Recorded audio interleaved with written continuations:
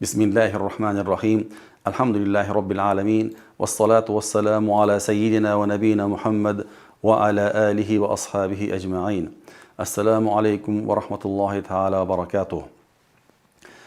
Aziz va muhtaram kuzatuvchilarimiz, sizu bizlar bugungi navbatdagi majlisimizda, ya'ni onlayn savol-javoblarimizda uchrashib turganimizdan bag'oyat xursandmiz. Alloh subhanahu va taolo o'tib borayotgan mana shunday fazilatli kunlarni hammalarimiz uchun, har birlarimiz uchun xayrli, barakotli va ushbu kunlarni fazilatlaridan, savoblaridan, ajrlaridan hammalarimizni bahramand qilsin.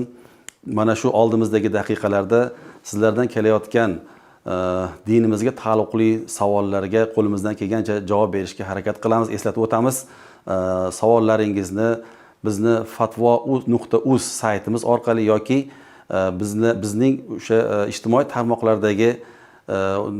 tarmoqlardagi manzillarimizga yo'llashlaringiz mumkin bo'ladi. Marhamat, savollarga o'tsak. Assalomu alaykum ustoz. Va alaykum assalom va rahmatullohi ta'ala va barakatuh. Muxlislarimizdan juda ko'plab savollar kelgan. Inshaalloh kelasi haftaga Qurbon hayiti munosabati bilan ko'pchilik yurtdoshlarimizni qiziqtirgan qurbonlik mavzusida bugungi savollarimizni jamlaganmiz.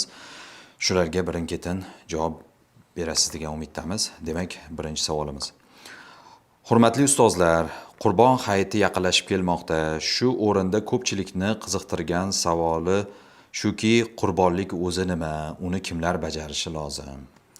Bismillah, alhamdulillah, vassalatu vassalamu ala xayr xalqi rasulillah, amma ba'd.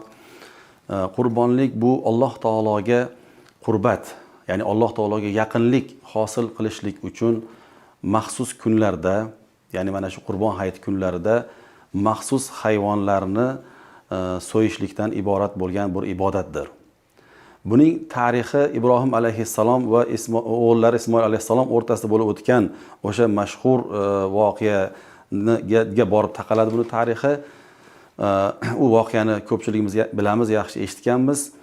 Lekin biz Muhammad sallallohu alayhi vasallam ummatlariga hijratning 2-yilida bu bizga mashru qilingan, ya'ni shar'an joriy qilingan. Bizni Hanafiy mazhabimizda uning hukmini vojib deyiladi. Lekin bu vojiblik har kimga ham emas. Musulmon boy bo'lsa, ya'ni boylik biz chegarasini biz yaxshi bilamiz. Ya'ni 85 gram, kamida 85 gram tilla, oltin yoki uning miqdoridagi boyliklari bo'lishligi bu asliy hojatlardan tashqari bo'lishligi. Zakotdagidek 1 yil turishligi yoki o'suvchi bo'lishligi shart emas. Mana shundan kelib chiqib, o'zi yashab turganidan tashqari sotish uchun mo'ljallanmagan qo'shimcha hovllari yoki qo'shimcha shunaqa bir chorva hayvonlari va hokazo narsalari bo'lsa ham qurbonlik vojib bo'lishligi mumkin bo'ladi. Va undan tashqari bu inson hur, ya'ni ozod bo'lishlik kerak. Alhamdulillah, hozir hamma insonlar hur, hozir qulchilik yo'q va muqim bo'lish kerak. Ya'ni musofir bo'lmaslik kerak. Mana shunday shartlar bajarilgan insonlarga vojib deb Hanafiy mazhabida hukm belgilangan, shar'iy hukm belgilangan. Endi qurbonlikni nima uchun vojib deyilgan deydigan bo'lsak, Qur'oni Karimda Alloh taolo marhamat qiladiki, fasolli li robbika vanhar deb. Ya'ni Robbing uchun namoz o'qigin va qurbonlik so'ygin deb. Ya'ni qurbonlik so'yginni buyruq siyg'asida, buyruq shaklida Alloh taolo marhamat qiladi.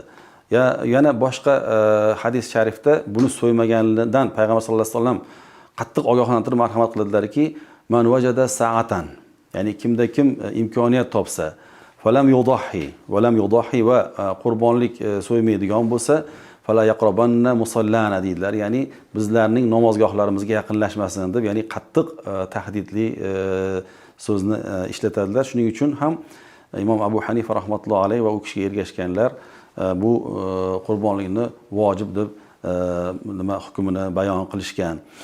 Endi qurbonlik so'yishlikdan asosiy maqsad yuqorida aytib o'tilgandek Alloh taologa o'sha qurbat, ya'ni yaqinlik hosil qilishlik bo'ladi. Uni o'ziga yarasha maxsus kunlari bor. Hali yuqorida aytib o'tganimizdek, ta'rifida aytib o'tganimizdek, u kunlari o'sha Qurbon hayitining birinchi kuni tong otgandan boshlanadi, umumiy vaqti. Lekin bu umumiy vaqti o'sha uzoq joylardagi, tog'larda, cho'llarda yashaydigan va u yerlarda jome masjid bo'lmaganidan juma namozlari, hayit namozlari o'qilmaydigan o'sha qishloqlarda, sahrolarda o'sha hayit kunini tongi otishidan boshlanishi mumkin bo'ladi. Ammo shaharlarda yoki shaharga o'xshagan, shaharga bilan deyarli bir xil bo'lgan qishloqlarda esa, ya'ni juma namozlari o'qiladigan, hayit namozlari o'qiladigan, ado qilinadigan joylarda esa hayit namozidan keyin uni qilinadi. Vallohu taala alam. Tashakkur domla. Qurbonlikning vaqti qachon boshlanib, qachon tugaydi? Bismillah, alhamdulillah, salatu vassalamu ala rasulillah. Avvalgi savolimizda vaqtini ham biroz aytib o'tib ketibmiz. Demak, qurbonlikning vaqti batafsilroq aytadigan bo'lsak, Qurbon hayiti bu Zulhijjaning 10-kuni bo'ladi. Mana bizda hozirgi kunda amaldagi taqvimimiz bo'yicha bu yilgisi mana 27-may kuniga to'g'ri keladi. Ana shu 27-may kuni tong otishidan boshlanadi. Demak, bu namoz, hayit namozi va juma namozi o'qilmaydigan qishloq nimalarga tegishli. Ammo hayit namozi o'qiladigan shaharlarda va qishloqlarda uni vaqti hayit namozi ado qilingandan keyin boshlanadi. Demak, Zulhijjaning 10-kuni. Bu yuqorida aytib o'tganimdek 27-mayga to'g'ri keladi. Navbatdagi 2 kun ham, ya'ni 28 va 29 may kunlari yoki Zulhijjaning 11-12 kunlari ham shu qurbonlik kuni, so'yish kunlari va qurbon hayiti kunlari deyiladi. Va oxiri qurbon hayitining 3-kuni quyosh botishi bilan yakunlanadi. O'sha quyosh botishigacha, o'sha kungacha nima qilib so'yib olishlik kerak bo'ladi. Yana bitta narsani eslatib o'tish kerak. Mana shu insonda mana shu kunlardagina, faqat shu kunlarning o'zida agar boylik topilib qolsa ham, ya'ni oxirida, mana shu qurbonlik kunlarining oxirida shu nisob miqdoridagi boylikka ega bo'lib qolsa ham o'sha odamga vojib bo'ladi. Lekin shu kunlarda nisob miqdoricha boylikka ega bo'lmasa, u odamga vojib bo'lmaydi. So'yishlik ixtiyoriy hukmga aylanib qoladi. Vallohu taala alam. Tushunarli. Qurbonlik qilinadigan hayvonlar qaysilar va ularni yoshi necha bo'lishi kerak? Alhamdulillah va salatu vassalamu ala xayr xalqi rasulillah, amma ba'd. Qurbonlik qilinadigan hayvonlar o'sha yuqoridagi ta'rifimizda aytib o'tganimizdek maxsus hayvonlar. Ya'ni alohida hayvonlar. Uni hamma hayvondan, o'sha go'sht halol bo'lgan barcha hayvonlardan qilinavermaydi. Bular demak, birinchisi qo'y, echki, qoramol va tuya. Mana shu 4 hayvondan qilinadi. Undan tashqari bu hayvonlarga yana ma'lum shartlar qo'yiladi. Ya'ni ularni avvalo yoshlari to'g'ri keladigan, qurbonlik uchun to'g'ri keladigan, yaraydigan yoshda bo'lishi kerak. Qo'y va echkilarga bir yosh belgilangan shariatimizda. Bu bir yosh, ya'ni 12 oy ma'nosidagi bir yosh. Illo qo'y agar 6 oylikdan katta bo'lsa-yu, 6 oylik va undan kattaroq bo'lsa-yu, ammo o'sha bir yoshlik qo'ylarni ichiga qo'yib yuborilganda jussasi kattaligi sababidan ulardan ajratishning imkoni bo'lmaydigan bo'lsa, o'sha qo'y ham yaraydi. Lekin agar o'rtacha qo'ylardan bo'ladigan bo'lsa, eng kamida 12 oylik bo'lishlik kerak bo'ladi qo'y va echkilarda nimasi shunday. Undan keyin qoramollarda yoshi eng kamida 2 yosh bo'lishi kerak, qurbonlikka yaraydigan bo'lishligi uchun. Bu ham o'sha 24 oy ma'nosidagi 2 yosh. Shuning uchun buni ham o'sha 2 yosh bo'lib qoldi deb turib, haligi ba'zilar o'sha tishiga qarab turib belgilashlik bor. O'sha tishiga qaraganda ham, boshqa bo'lganda ham agar bilsa mayli, lekin bilmaydigan bo'lsa 24 oyligi aniq bo'lmasa bu nima qilinmaydi, hisobga o'tmaydi. Chunki o'sha hadis sharifda bular alohida ta'kidlanib, qaysinisi kifoya qilishiga aytib o'tilgan. Va undan keyingisi tuya. Tuyalarda ham bu go'sht halol hayvonlardan mana shu tuyani ham qurbonlik qilsa bo'ladi. Ularni lekin eng kamida yoshi 5 yoshga to'lgan bo'lishi kerak, ya'ni 60 oy to'lgan bo'lishiga kerak bo'ladi. Endi bu sanab o'tilgan mana shu 4 hayvonni har biridan, u qo'y bo'ladimi, tuya bo'ladimi, qoramol bo'ladimi, erkagini ham, urg'ochisini ham so'yish mumkin bo'ladi. Ya'ni erkagini ham, urg'ochisini ham so'yishlik qurbonlikka kifoya qilaveradi. Maqsad o'sha yoshlari to'g'ri kelgan bo'lishi kerak. Keyinchalik nima qilib o'tadigan o'sha ayblardan, nuqsonlardan xoli bo'lsa bo'ldi. Ba'zi o'zini o'sha belgilab o'tilgan ayb nuqsonlar bor. O'sha ayb nuqsonlardan xoli bo'lishligi talab qilinadi. Va yana bitta narsa, qo'y va echkilar faqat bir kishining nomidan o'tadi. Ammo qoramol ya'ni sigir yoki buqa, ho'kiz, qoramol va tuyalar esa 7 kishigacha, bir kishidan 7 kishigacha insonlarning nomidan qurbonlik qilinishi mumkin bo'ladi. Vallohu taala alam. Tushunarli. Qulog'i, shohi yoki dumida nuqsoni bor hayvonni qurbonlik qilish mumkinmi? Alhamdulillah va salatu vassalamu ala xayri xalqi rasulillah amma ba'd. Payg'ambarimiz sollallohu alayhi vasallam qurbonlik bu ibodat bo'lganligi uchun va qurbonlik bir Alloh taologa u bilan yaqinlik, hurbatlik qilish maqsadi bo'lganligi uchun va asosiysi Alloh taologa bo'lgan taqvo bo'lganligi uchun o'sha Allohning nomi bilan so'yib, uni yo'lida ataladigan hayvonni ham bir chiroyli, katta jussali bo'lishligini aytib o'tganlar. Shu bilan birgalikda o'z o'rnida ayrim nuqsonlardan ham xoli bo'lishligini marhamat qilganlar. Shuning uchun aytadilarki, la tujziu fil udhiyati al-a'waru bayyinu avaruha deydilar. Ya'ni ko'zi g'ilay, ko'r, ya'ni yaqqol ko'rligi yaqqol bo'lgan deydi. Va al-a'raju bayyinu arajuha va yaqqol cho'loqki, uni fuqaholarimiz aytadiki, o'sha so'yiladigan joygacha sudrab yetib borishlik qiyin bo'lgan, shu darajada cho'loq deyiladi. Val marid al-bayyinu maraduha deydi. Ya'ni kasalligi aniq yaqqol bo'lib turgan darajadagi sog'lom bo'lmagan betob qo'yni ham yoki umuman betob hayvonni ham nimaga qurbonlikka qilmaydilar deydilar. Va undan tashqari nima istashriful al-uyun val azan deydilar. O'sha ko'zni va quloqlarni misol uchun go'zal bo'lishligini tanlaylar, o'sha deb aytadilar. Shuning uchun o'sha savolda sanalgandek quloqlarida ayb bo'lmasligi kerak. Quloqdagi lekin ba'zi bir ayblar ular arzimas hisoblangan o'taveradi. Masalan, quloqlarni kesib qo'yishlik, shunchaki yoriq kesib qo'yishlik odatlari bor o'sha qo'y boquvchilarda. Ba'zan uni davolash maqsadida qilishadi, ba'zan uni tanib olishlik maqsadida qilishadi yoki teshiladi, teshib turib nimadir o'rnatish uchun teshiladiki, o'sha qo'ylarga aralashib ketganda boshqa birovlarning qo'yidan oson ajratib oladi. Bular zarar qilmaydi. Ammo qulog'ini ma'lum qismi kesib olib tashalgan bo'lsa, unda qaraladi. Ya'ni o'sha kesib olib tashalgan qismi 3dan 1dan ko'pmi yoki kammi? Agar 3dan 1dan kam bo'lsa, u kifoya qiladi, lekin undan ko'p bo'lsa, u uni unaqa qo'ydi qurbonlik qilmaslik kerak bo'ladi, qo'ydi yoki molni. Va bu 3dan 1lik degan daraja bitta quloqqa tegishli. Ya'ni ikkala quloqni qo'shganda 3dan 1 nima qilinmaydi, hisoblanilmaydi. Uni u quloqdagi aybni bu quloqdagi aybga, ya'ni har bir quloqning ayblari alohida a'zo sifatida ko'riladi. Shuningdek dumida ham, ya'ni 3dan 1dan kam kesilgan bo'lsa yoki dumbasida ham shunday 3dan 1dan kam kesib tashlangan bo'lsa, nimadir sababdan ularda ham joiz bo'ladi. Undan katta bo'ladigan bo'lsa, joiz bo'lmaydi. Demak, o'sha chegara bor ekan.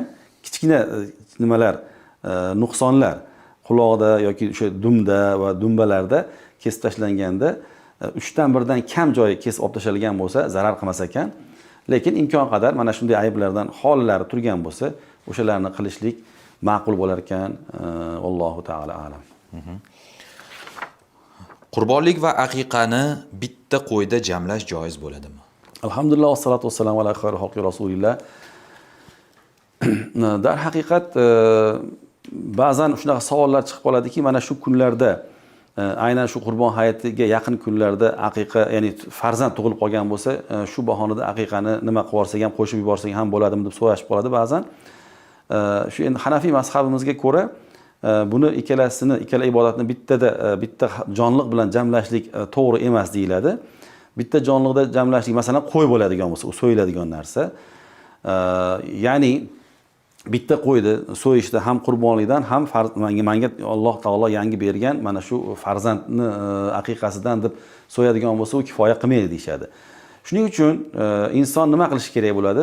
Agar bu odam qurbonlik vojib bo'lganlar toifasiga kiradigan bo'lsalar, ya'ni o'sha boylar yetarli bo'ladi, nima bo'ladigan bo'lsa va bitta qo'ydan ortiqcha aqiqa uchun ham alohida qo'y topa olmasalar, unda shu bitta qo'yni qurbonlik uchun so'ysinlar. Keyin Alloh taolo bularga bir berganda o'z fazlidan ato qilganda aqiqani ham so'yishi mumkin bo'ladi. Chunki aqiqaga mana shu 3 kundan boshqa paytda so'ysa ham o'tadi-da. Bu 3 kunni endi qurbonlikdan nimasigida qurbonlikni o'tkazib yuborsa, unda qazo bo'lib qoladi. Shuning uchun fazilatga ega bo'laman deydigan bo'lsa, o'sha hukmi nimaroq bo'lgan, kuchliroq bo'lgan, hukmi vojib bo'lgan aqiqasini so'yib olsinlar. Ammo bir molga mana qora molda aytdikki, biz 7 kishigacha sherik bo'lish mumkinligida o'sha jam bo'lib 7 kishi bo'lib to'plangan yoki 6 kishi to'plangan joylarga 7-chi bo'lib aqiqani qo'shib yuborsalar, masalan, bir taniga bitta molni bir taniga qurbonlikni, ya'ni 7 dan biriga, yana bitta 7 dan biriga aqiqani qo'shib yuborsalar, unda joiz bo'laveradi. Shunda bitta hayvonda joiz bo'ladi. Chunki u alohida 7 dan 1 bo'ldi-da endi. Ya'ni qora molni 7 dan 1ini aqiqasi uchun atadi va yana bitta 7 dan 1ini qurbonligi uchun atadi. Qolgan 5 qismiga boshqa sheriklar qo'shildi. Qolgan 5 qismiga boshqa sherik unda bo'laveradi. Ya'ni shunda shunaqa bo'ladiki, go'yoki 6 ta qurbonlikka bitta aqiqadan so'yilayotgan bo'ladi shu qora mol va bu narsa shariatimizda joiz bo'ladi. Chunki aytiladiki, o'sha qurbonlikda mabodo sherikchilik asosida so'yiladigan bo'lsa, deyiladi, o'sha sherik bo'ladigan tuya yoki qora molda, ya'ni 7 kishining hammasi qurbatni hosil qilish kerak edi. Qurbat ham, ya'ni aqiqa ham qurbatni bir turi bo'lganligi uchun, ya'ni Allohning yo'liga yaqinlik, ibodat ma'nosi bo'lganligi uchun aqiqa ham o'taveradi. Ammo shunchaki quruq go'shtni niyat qilgan bo'lsa, men arzonroq go'sht tushsin, menga go'sht arzonroq tushsin narxi degan ma'noda qo'shilgan bo'lsa, unda o'zini ham nimasidan tashqari qolgan hamma 6 kishini ham qurbonligi o'tmay qolishligi mumkin bo'ladi. Vallohu taala alam. Tashakkur domla. Qurbonlik uchun so'yiladigan hayvonni so'ygandan keyin go'sht yog'larini tarozida tortib, chiqqan kilosiga qarab pul bersa joiz bo'ladimi? Ya'ni hali sotib olmasdan turib qo'y so'yiladi, undan keyin o'sha narsani go'shtini, yog'ini taroziga qo'yib, necha kilo chiqsa o'shanga qarab undan keyin pul beradi. Alhamdulillah, vassalatu vassalamu ala xayri xalqi rasulillah. Yo'q, bunday qilishlik joiz emas. Chunki qurbonlikni Allohning yo'lida atayotgan jonlig'ini hali u sotib olmadi tayin bir narxga. Ya'ni o'zini mulkiga o'tkazmadi hali. Inson qachon bay to'g'ri tuzilgan va o'sha narsa, sotilayotgan narsa o'zini mulkiga, shaxsiy mulkiga aylangan bo'ladi, qachonki o'sha bayda narxi tayin bo'ladigan bo'lsa, beriladigan mol va sotiladigan narsa va beriladigan vaqt tayin bo'lgan bo'lsa, shunda nima bo'ladi? Bay nima bo'lib, to'liq tugal bo'lib, u nimani sotib oluvchini, mushtariyni yoki mijozni mulkiga o'tgan bo'ladi. Demak, bu yerda hali mijozni mulkiga o'tmadi. Chunki qancha nima qilishligi, go'sht yog' qilishligi noma'lum hali uni. Demak, bu yerda majhullik bor. Majhullik bo'lgan joyda bay sobit bo'lmaydi, bay tugal, ya'ni savdo tugal hisoblanmagan bo'ladi. Shuning uchun oldin o'zlarini nomiga olsinlar. Qaysidir yo'l bilan yo o'sha oyog'ida turganda, tik turganda savdolashib olsinlar. Agar chamani biladigan bo'lsa, bo'lmasam biladiganlar orqali shu qo'yni narxini biladiganlar orqali, o'shalar orqali chamalatib turib olsinlar. Yoki bo'lmasam yana bir yo'li bor. O'sha hozir ba'zi joylarda urf bo'libdi. O'sha tirik turganda torttirishyapti. Tirik turganda torttirishib, endi unda go'sht pulini emas, mana shu tirik vazniniga bir qanaqadir kamroq go'shtdan kamroq pulini, masalan, go'sht hozir taxminan 140 ming bo'ladigan bo'lsa, bir 70 mingdan bering kilosiga, 80 mingdan bering deb turib, yoki yana bir xillari mana bunchasini o'sha skidkaga chiqaring-da, taxminan 40%, 50% skidkaga chiqaring, 45%ni va qolganiga go'sht pulini bering deydi. Unda tayin bo'ladi. Tarozi tortadi. Bu necha kilo chiqqani ma'lum, narx-navo ma'lum, pulini beradi, o'zini mulkiga o'tadi, endi undan keyin so'yaveradi. Demak, o'zini shaxsiy mulkiga aylangandan keyin so'yishlik kerak. Shuning uchun chiqqan go'shtni, go'sht yog'ini puliga, kilosiga pul beraman deb olishlik to'g'ri kelmaydi, valloh taala. Tashakkur. Vafot etgan odamning nomidan qurbonlik qilish mumkin bo'ladimi? Alhamdulillah, vassalatu vassalamu ala xayri xalqi rasulillah. Amma ba'd, dar haqiqat bizni ahli sunna va jamoaga ko'ra o'sha vafot etganlarga biz duo xayrlar qilishimiz mumkin. savobli amallardan aytaylik umra, hajlar va hokazo shunday narsalarni bag'ishlashimiz mumkin bo'ladi. Bulardan tashqari mana Qur'on qiroatlari qilib bag'ishlanadi ularni haqlariga. Sadaqotlar qilinadi.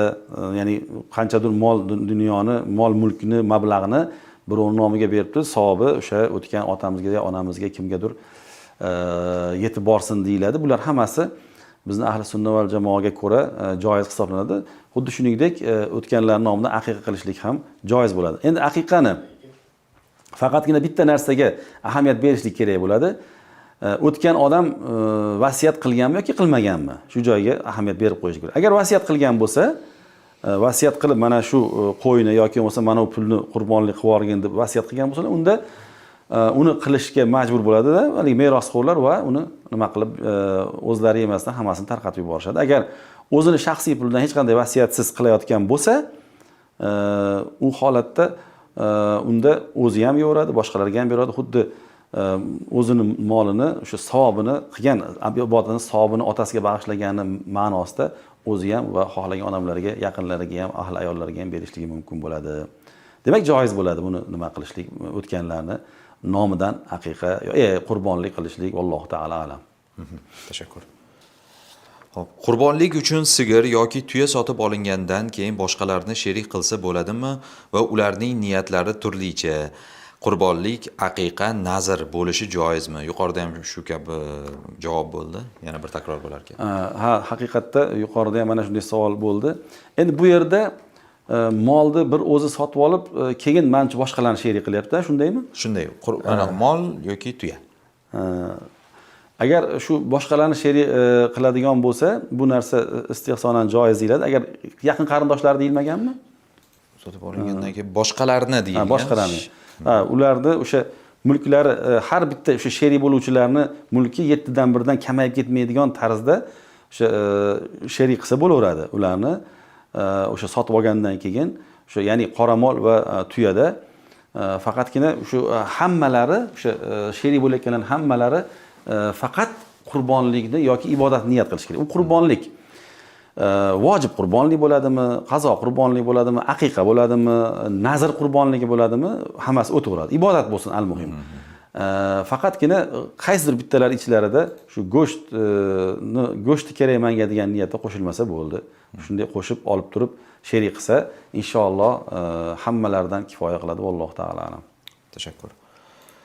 Qurbonlik qilayotganda qanday duo o'qiladi va jonliq so'yishda bismillahi Allohu akbar demasdan faqat bismillah desa ham bo'ladimi?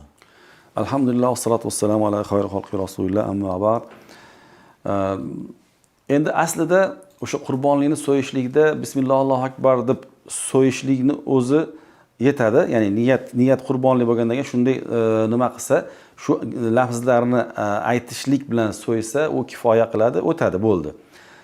Endi mabodo agar biladigan bo'lsa, shunday duolar kelgan. Rasululloh sollallohu alayhi vasallam ushbu duoni qizlari Fatima roziyallohu anhoga o'rgatganlar hadislarda vorid bo'lgan. Ya Fatima, qumi ishhadi ala udhiyatiki deydilar. Ya'ni ey Fatima, turki o'zingni qurbonligingni ustida hozir bo'lib turgin. Fa innaha deydilar yughfaru laki, ya'ni senga gunohlaring kechiriladi bi awwali qatratin minad-dami kullu ma amilti minadh-dhunub deydilar. Ya'ni o'sha birinchi qon to'kilishi bilan barcha gunohlaring kechiriladi va quli deydi va undan keyin aytadilarki va deginki inna solati va nusuki va mahyaya va mamati lillahi robbil alamin la sharika lahu va bidhalika umirtu ana awwalul muslimin. Ya'ni bu o'sha Yusuf surasining oxirligilaridagi mashhur oyat. U yerda o'shani duo tariqasida o'qib turib keyin bismillah akbar deydi. Agar o'zi so'yadigan bo'lsa, agar u shunchaki boshqalarni vakil qildirib turib so'ydirib, boshqa qassobga so'ydirayotgan bo'lsa, oldin o'zi ichida aytib nima qilib turadi, o'sha yerda ustida turib turadi. Endi agar o'zi so'yadigan bo'lsa, bu duoni, buni ham va boshqa duolarni ham bismillah Allohu akbarga aralashtirmasin deydi fuqarolarimiz. Qarang, duo qilishlik o'zi yaxshi ekan, bilsa. Lekin bismillah Allohu akbarga aralashtirishlik durust emas deyiladi. Ya'ni bismillah Allohu akbar, Allohim o'zing qabul qilgin degan so'zlarni ishlatmaslik kerak. Chunki ular duo bo'ladi. Nimani bismillah Allohu akbar esa bu Alloh taoloni ulug'lashga taalluqli qilinadigan o'sha tasmiya zikr uni alohida bo'lish kerak. U nima duo qilmoqchi bo'lsa ham, xoh o'sha inna solati va nusuki yoki mendan qabul qilgan o'sha payg'ambar sollallohu alayhi vasallamdan u ham bor bo'lgan Allohumma hada minni va ilayk degan duolari qabul nima bor bo'lgan. Ya'ni bu mendan va seni yo'lingda nima qil so'yyapman degandaqa shunaqa narsalar. Bularning hammasini o'sha bismillah Allohu akbardan oldin niyat qilib, oldin o'sha duolarni aytib olishligi kerak bo'lar ekan.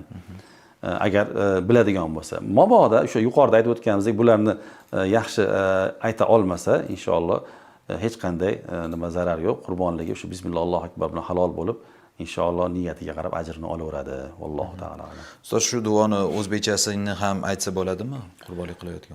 Albatta u o'zbekchasini ham aytsa bo'ladi. O'sha albatta meni namozim va ibodatlarim yolg'iz sengadir. Alloh unga sherik yo'qdir. Men mana shu narsaga buyurildim va men eng avvalgi musulmonlardanman deyiladi. Buni o'zbekchasi shunday deyiladi. Faqat haligi aytib o'tganimdek, o'sha agar o'zi pichoq tortishdan bismillohu akbarga qo'shib yormasdan oldinroq aytish kerak. Oldin aytib turib, keyin qo'ydi yotkizib bismillohu akbar deyiladi. Alloh taolo alam. Ha, demak niyatdan oldin aytiladi. Xo'p. Qurbonlik so'yish uchun qassob yollansa, unga xizmat haqqini qurbonlik go'shtidan yoki terisidan berish mumkinmi? Alhamdulillah, assalatu vassalamu ala xayri xalqi rasulillah, amma ba'd. Payg'ambar sollallohu alayhi vasallam kelgan hadisda o'sha sahobiy rivoyat qiladilar. Kunna la nu'ti ajral jazzari minha, ya'ni o'sha mana shu go'shtlardan qassobni haqini bermas edik. Mana shunga buyurilgandek deydilar. Ya'ni chunki yana boshqa tomondan qaralganda bu yerda qassobni xizmat haqini bundan beradigan bo'lsangiz, go'shtidan, demak, u go'shtni Allohning yo'lida ga atalgan go'shtni qanchadir qismini yoki pulga chaqib unga o'tkazgandek bo'lib qolasiz. Yoki pulga baholab unga o'tkazgandek, unga sotgandek bo'lib qolasiz. Shuning uchun bu narsa mumkin emas. Shuning uchun qassobni haqini o'sha o'zi rozi bo'ladigan darajada o'sha xizmat haqqiga qanchaga kelishilgan bo'lsa, o'zi aslida islomda har qanday kelishuvlar oldindan bo'lgani yaxshi. Buni ham oldindan kelishib qanchaga kelishilgan bo'lsa, o'shani pulini beriladi.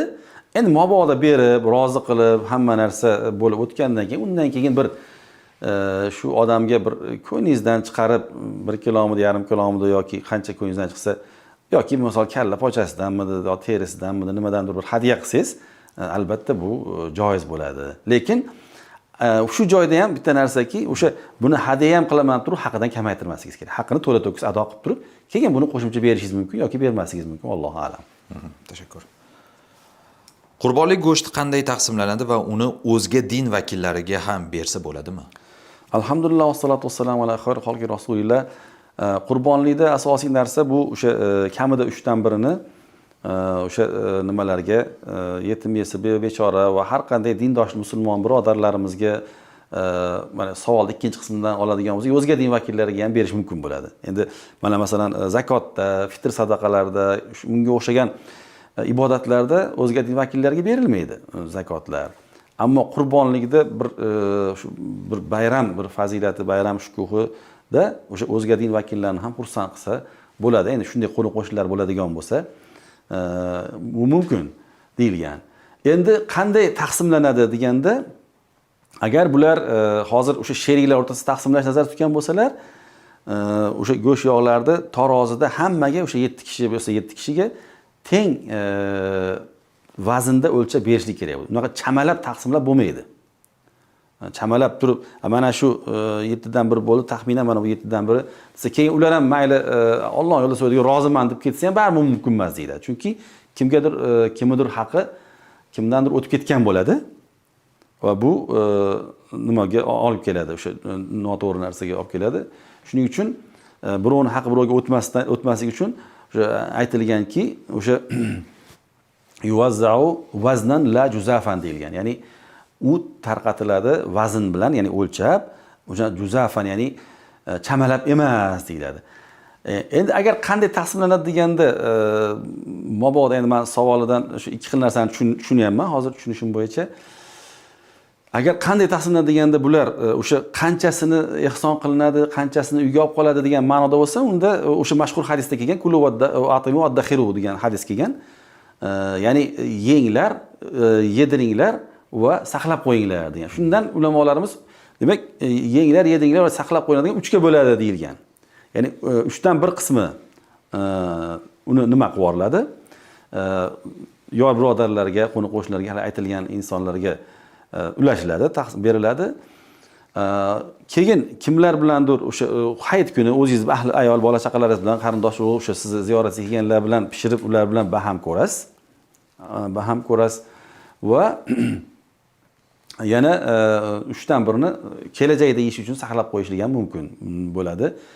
Bu agar shuni nazarda tutgan bo'lsa, bu nima bo'ladi? Demak, eng kamida 3dan 1ni nima qilish kerak bo'ladi? Bu mustahab amal, tarqatib yuborishlik kerak bo'ladi. Lekin ahli ayoli ko'p, farzandlari ko'p, o'sha ayolmand inson deyiladi-ku, ya'ni nimalar ko'p bo'lsa, ya'ni qaramog'idagi insonlar ko'p bo'lsa, shunaqa qaramog'idagi insonlar ko'pligi sababidan hammasini o'ziga olib qolib yeb yuborsa ham bo'laveradi deyishadi o'sha fuqaholarimiz. Alloh taolo alam. Tashakkur domla. Xo'p.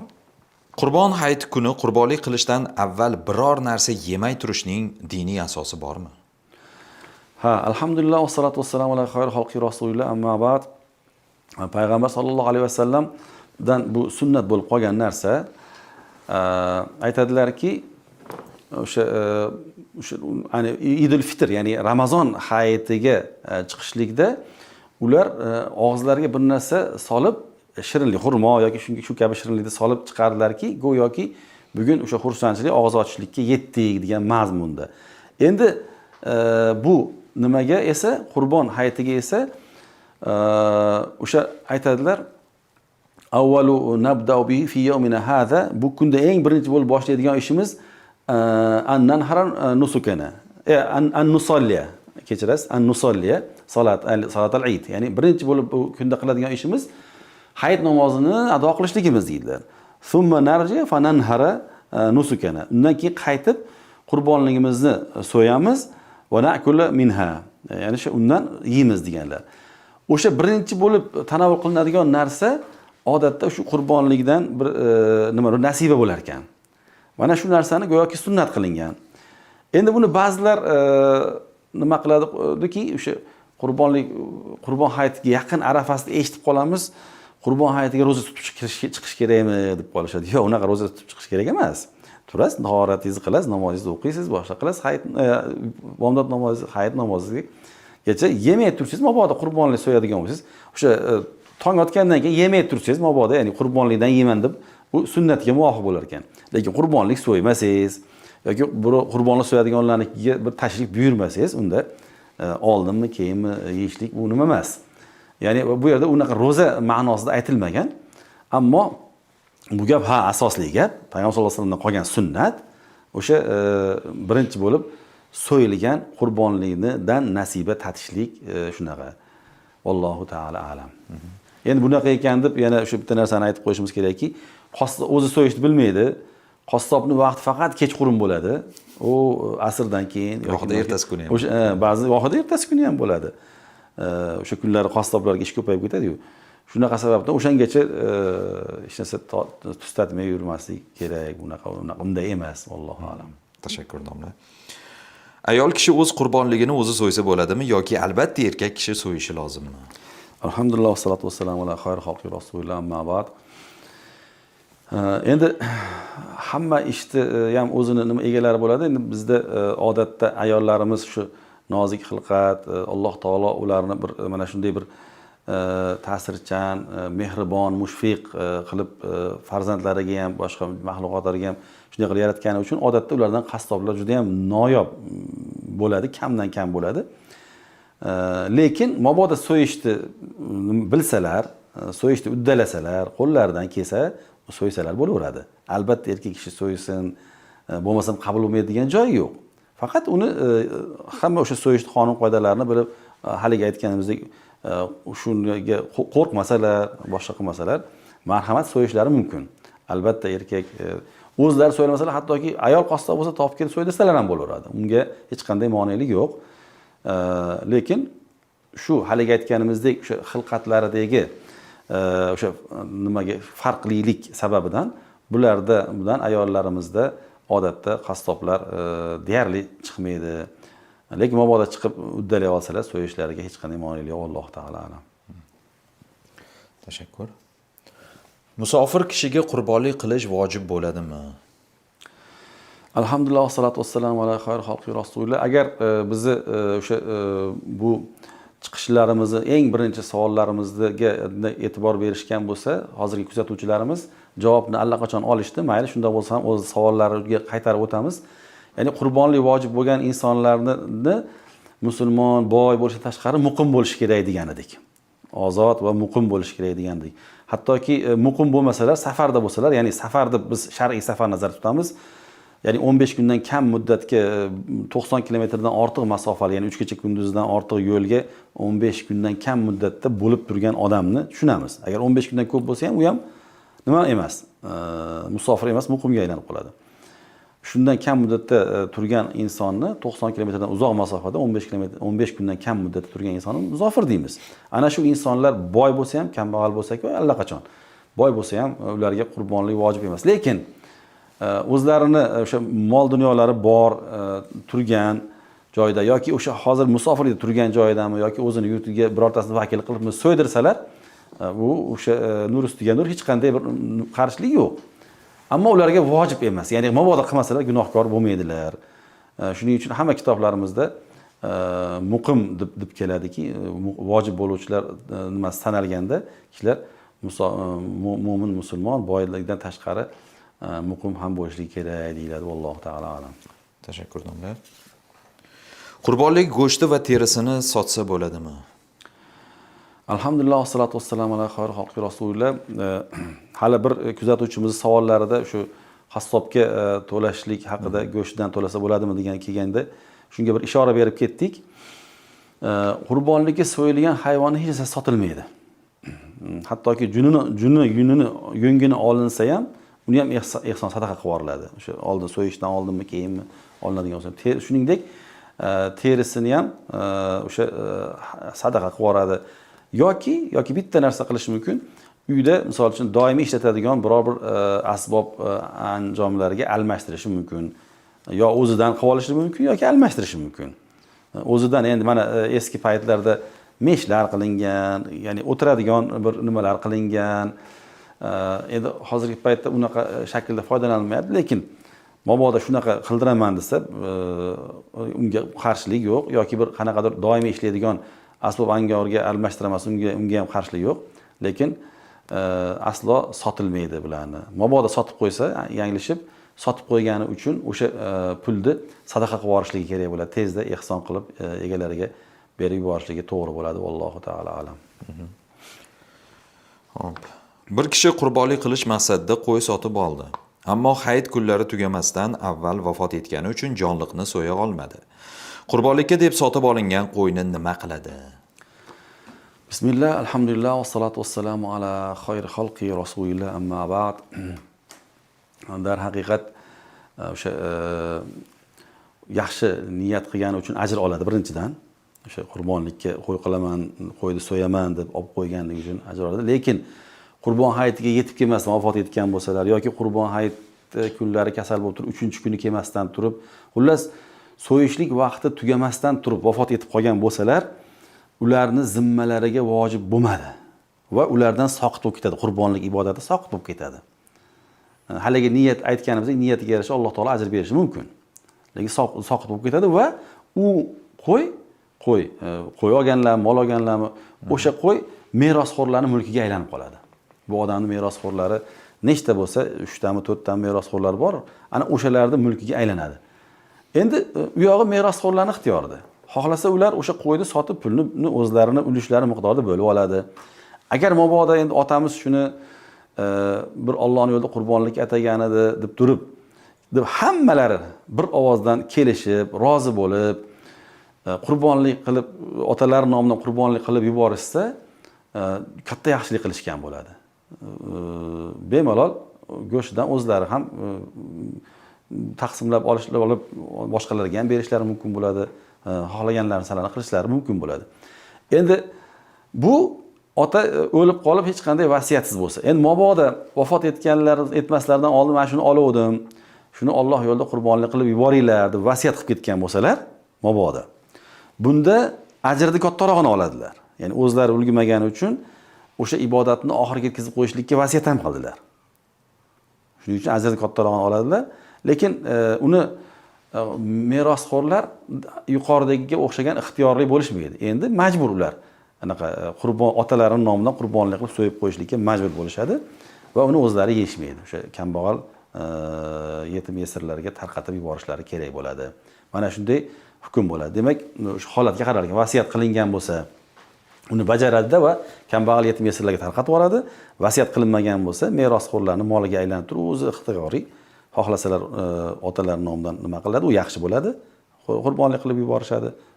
Agar istasalar uni qilishmaydi, unga gunohkor bo'lishmaydi. Alloh taolo alam. Tashakkur domla. Bugungi ko'rsatuvimizning so'nggi savoli ekan. Oilamiz nomidan birgina qo'yni niyat qilib so'ysak bo'ladimi? Alhamdulillah vassalatu vassalamu ala xayr xalqi rasulillah amma ba'd. Endi oilani nom qo'y ko'pchilik nomidan so'yilmaydi. Qo'y va echkilar bir kishi nomidan so'yiladi. Endi oilamiz nomi deganda ular endi agar shu oilalarida ko'pchilik nisobga yetarli puli bo'lib, ular boy badavlat bo'lishsa, balog'atga yetgan katta insonlar bo'ladigan bo'lsa, ularni har biriga alohidadan jonliq so'yishlik vojib bo'ladi, ularni alohida.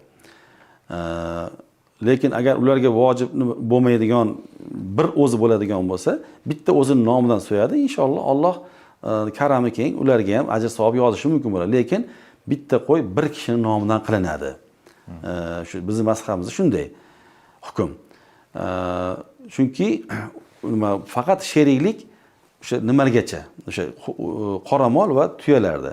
O'sha Jabir roziyallohu anhudan rivoyat qilinadi. Kunna nanharu al-baqarata wal badanata an sab'atin ama Hudaybiya. Shunaqa deyiladi. Ya'ni Hudaybiya yilida qoramol bilan tuyani 7 kishining nomidan so'yardik deydilar. Qo'yni doim bir kishi nomidan so'yilgan. Shuning uchun uni bitta odam nomidan so'yiladi. Yana shunga taalluqli narsaki, mabodo ayolini alohida mulki ham agar nima bo'ladigan bo'lsa, o'sha nisobga yetadigan bo'lsa, u uchun alohida aytib o'tganimizdek vojib bo'ladi. U alohida qo'y so'yish kerak bo'ladi. Shuning uchun o'sha kim so'yayotganini aniqlash kerak-da. Masalan, ba'zan pullarda umumiy bo'lganligi uchun biz oilamiz nomidan so'ydik deydi. Ko'proq ayol topadigan bo'lsa, ayol aytadi, ko'proq er pul topadigan bo'lsa, er aytadi, biz oilamiz nomidan so'yib yubordik deydi. Unaqa bo'lmaydi. O'sha alohida mulkni hisoblab turib, mayli o'sha umumiy mulk biz bo'lsa ham alohida ajratganda kimning mulki nisobga yetadi. Agar ikkalovilaringizga yetsa, ikkita so'yishingiz kerak. Bittalaringizga yetsa, o'sha bitta odamning nomidan deb nima qilish kerak? So'yish kerak, inshaalloh. Shunda hisobga o'tadi. Vallohu alam. Endi yana bitta narsaga ahamiyat berishimiz kerak, shu qurbonlik masalasida. Buni oldingi savollarga bir ilova tariqasida aytib ketamiz. Mabodo hayit o'qiladigan yurtda, hayit o'qiladigan shaharda turib, hayit namozidan oldin so'yib qo'yadigan bo'lsa, u qurbonligi o'tmaydi, qayta so'yish kerak bo'ladi. Chunki payg'ambar sollallohu alayhi vasallam o'sha hayitdan keyin o'qib kelib so'yamiz dedilar. Faman zabaha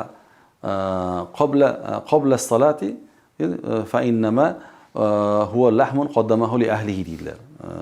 Demak, falaysa minan nusuki fi shay dedilar. Ya'ni kim hayit namozidan oldin so'yib qo'ysa, shunga qattiq e'tibor berish kerak. Hayit namozi o'qib tugatilgandan keyin so'yish kerak-da, hayit namozi o'qiladigan joylarda. Kim hayit namozidan oldin so'yib qo'yadigan bo'lsa, u hech qanaqa qurbonlik emas dedi. Laysa minan nusuki fi shay, ya'ni hech qanday u qurbonlik emas, balki u ahliga tortiq qilgan go'shtdir dedilar. Allohu taala alam. Tashakkur domla. Bugun shu qurbonlik mavzusida yig'ilgan savollarga javoblarni oldik degan umiddamiz. Bugungi shu ko'rsatuvimizga yakun yasab bersangiz. Demak, mana bugungi qurbon hayiti, qurbonlik haqidagi savollarga qo'limizdan kelgancha baqadar imkon javob berdik.